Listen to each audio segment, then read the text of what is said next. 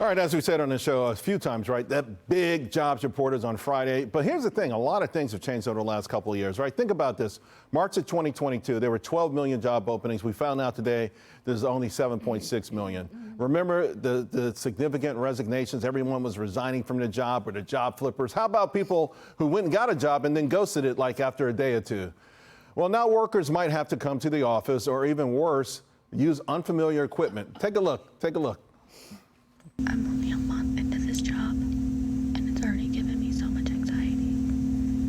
First of all, they gave me a Dell computer.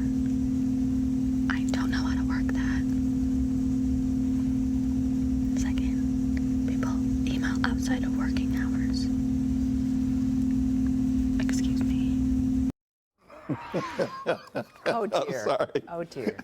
Let me bring in Fox Business correspondent Kelly O'Grady, Fox News contributor Tammy Bruce. All right, welcome to the real world. All right, Tammy, what do you think?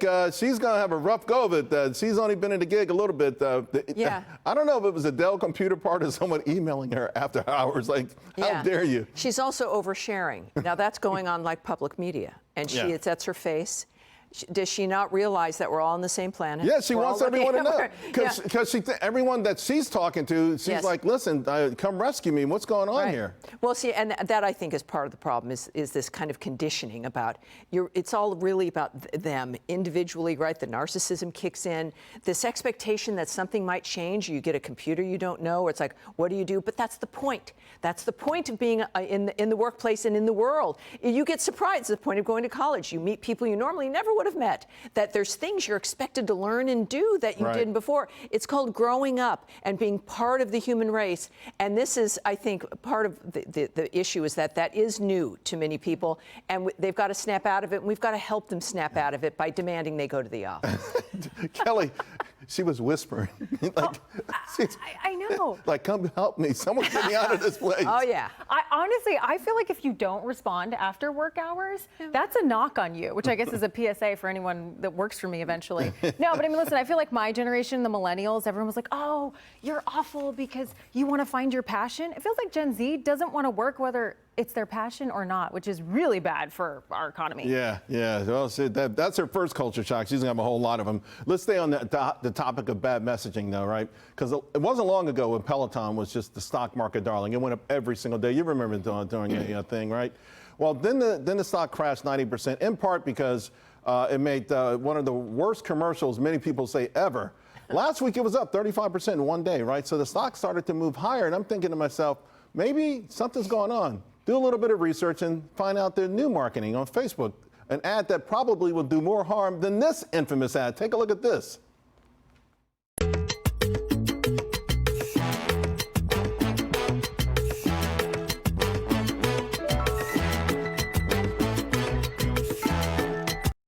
Kelly, you want to run out and get a Peloton, don't you? Yeah. I mean, this is ridiculous because if you were, looking at the screen, it says like, oh, this woman's going to be distracting you while your boo, well, you can go, get your credit card because it's That's on your sale. Competition. Well, exactly. Yeah, exactly. What are you telling me? I need to buy a Peloton. They don't know their customer, and I actually think this is a really poor marketing movement at this moment because this Ozempic craze has people thinking, how do I keep the weight off? This is just going to make me mad at my man. and that's a great analogy there, and what people are dealing with, because it's Ozempic. It does not make everything melt off. You've got to combine it with exercise.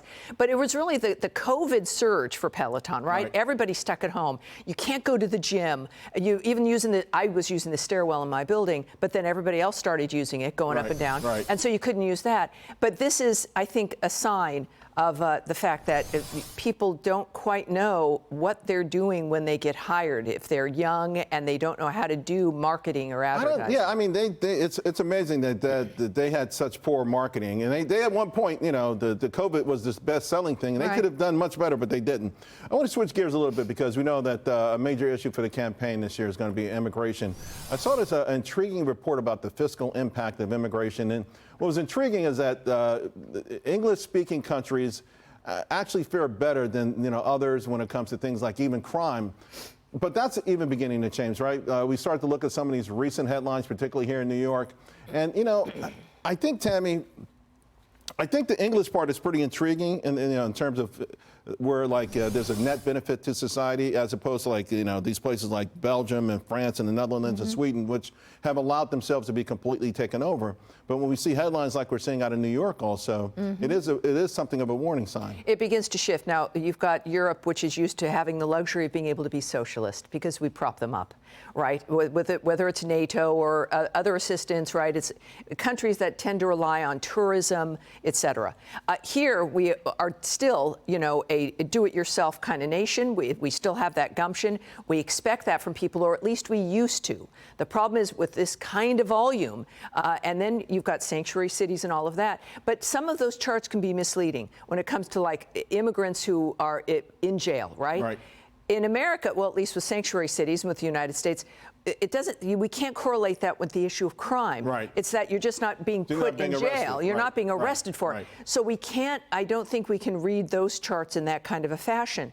But it is about certainly culture, but it's also about if you've been socialist and you think handing money out works. Kelly?